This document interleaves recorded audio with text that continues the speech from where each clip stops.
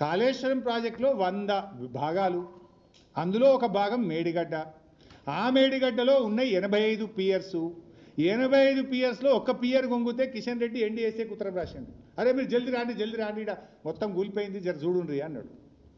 100 భాగాల్లో మేడిగడ్డ ఒక భాగం, మేడిగడ్డలో ఉన్న 85 పిల్లర్లలో ఒక పిల్లర్ గొంగితే కిషన్ రెడ్డి ఢిల్లీకి ఎన్డీఎస్ఏకి ఉత్తరం రాసి 2 రోజులు పిలిపించిండు. మరి మొత్తం ఎస్ఎల్బీసీ కుప్పకూలింది కదా. మొత్తం ప్రాజెక్టు భవిష్యత్తే 5,000 కోట్లు ఖర్చు పెట్టిన ఎస్ఎల్బీసీ భవిష్యత్తే ప్రశ్నార్థకమైంది. ఆ టీ బీమ్ బయటకెళ్ళది, ముంగడికి పోదు, 6 చచ్చిపోయినరు, బతుకులు ఆగమైనాయి, శవాలు కూడా బయటకు రాలేదు. మరి దీని మీద కిషన్ రెడ్డి గారు ఎన్డీఎస్ఏకి ఎందుకో ఉత్తరం రాయడు, ఎన్డీఎస్ఏ ఎందుకో రాదు. ఒక పిల్లర్ గుంగితే 300 వచ్చిండ్రు, కిషన్ రెడ్డి ఉత్తరం రాస్తాడు, 300 వస్తుంది బీజేపీ వాళ్ళు.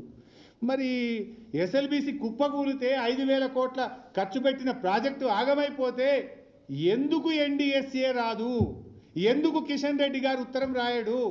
ఈ బీజేపీకి రేవంత్ రెడ్డికి ఉన్న ఈ ఫెవికాల్ బంధమేంది?